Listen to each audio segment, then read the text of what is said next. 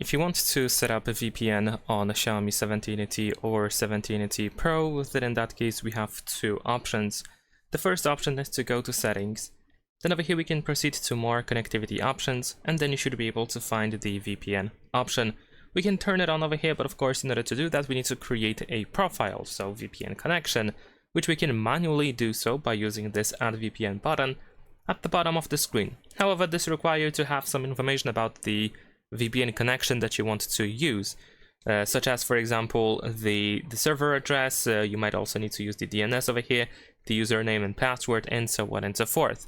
But of course, if you have this kind of information, then you can add it in here, tap on this check in the upper right corner, and then you should be able to connect to your VPN profile. On the other hand, you can also just install an app that allows you to get a VPN. So usually you can just simply open the Play Store. There we go. And then over here we're gonna use the search option, then the search field at the top. And you can type VPN, or maybe if you know the specific VPN app that you wish to get, then of course you can write its name over here, and then you can search for it.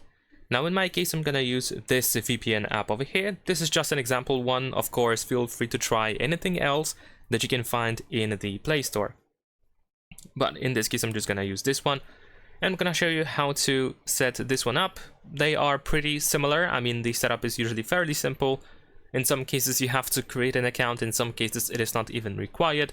Of course, most of these VPN apps are free to use, or they have free versions, but they also have some limits. Like, for example, in many cases you cannot, for example, choose a country that you want to connect to.